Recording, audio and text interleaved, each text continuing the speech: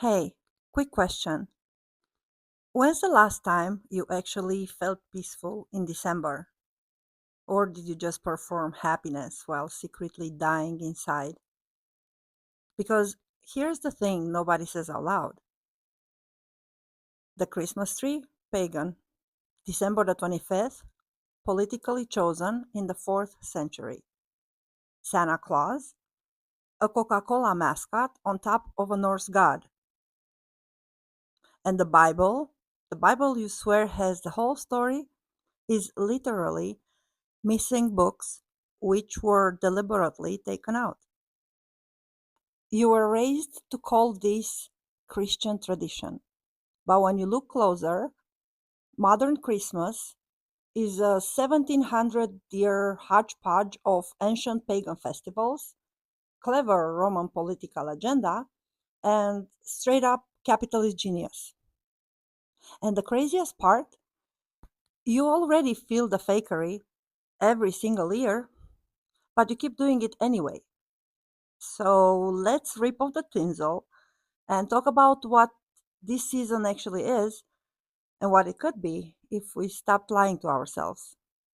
In ancient solstice festivals like Saturnalia in Rome and Yule in Norse tradition, people celebrated the return of the light, the rebirth of the sun, and the turning of the seasonal wheel. These festivals were full of fire and feasting, and they were honoring the cycles of nature.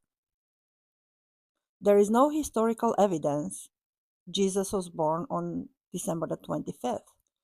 In fact, scripture hints it was either spring or autumn. So why this date? Because the Roman Empire was already throwing two massive parties around the winter solstice. Saturnalia, a week long festival of gift giving, feasting, decorating with greens, and even turning slaves and masters upside down for a day, and Dies Natalis Solis Invicti, birthday of the unconquerable sun, officially celebrated on the 25th of December. When the Roman Empire absorbed Christianity, they overlaid the birth of Jesus with these pagan dates to make conversion easier. Evergreens, Yule logs, garland, all pre-Christian symbols of life surviving winter, adopted and rebranded. The tree is an ancient symbol of the connection between realms. In older traditions, the evergreen was a symbol of life which doesn't die. Today, it's been hijacked into plastic and consumer decorations. The star was considered originally the light of the inner spirit. The guiding star was the symbol of the divine spark, the part of you which leads you home. The wise men followed it because it led them to truth. Now it's a decoration stuck on top with no understanding of why. The idea of Santa Claus has deep roots in the Norse god Odin, who flew across the sky with his wild hunt. Later, Coca-Cola branded him into a jolly consumer mascot. But the original archetype was the Watcher of Souls, the one who saw through masks. I don't believe Emperor Constantine wrote the Bible in a smoky back room. What I do believe is that Constantine played a key role in establishing December the 25th as Christmas.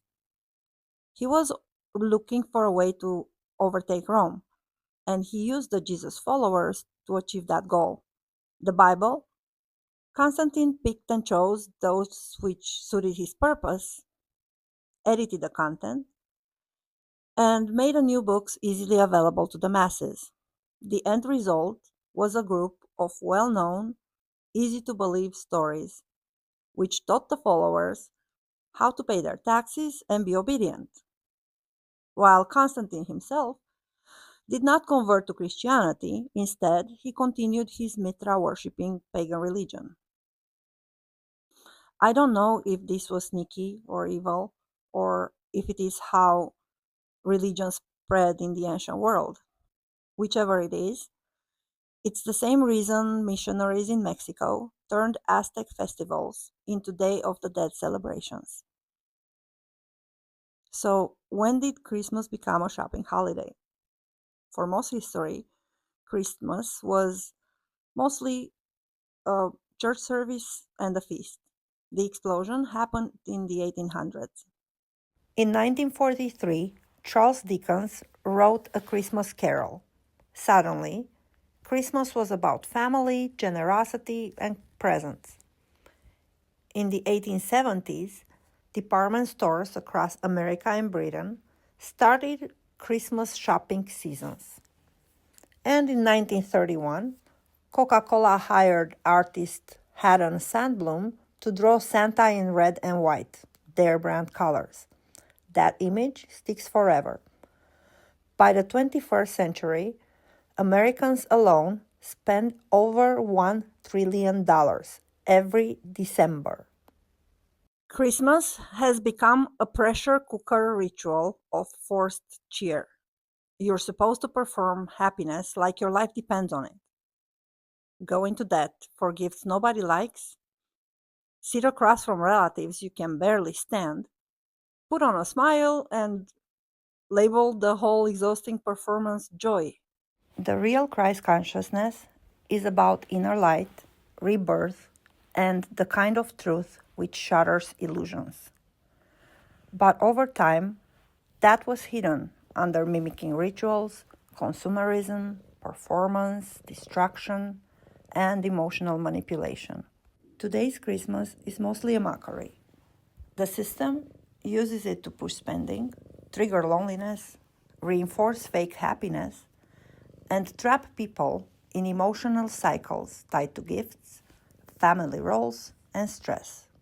But beneath, the real frequency is still there. The truth about Christmas isn't about a man in the sky or Amazon shopping carts. It's the ancient promise that the light returns after the longest night. It's the inner resurrection. The inner resurrection. The spark which says, "You're not dead yet. The fire inside you is still burning." Strip away all the commercial imitation, and what remains is genuinely sacred. Maybe the real question this Christmas isn't, is my tree pagan, but what meaning am I choosing to give this season?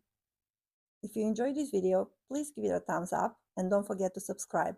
Thank you for watching. See you next time.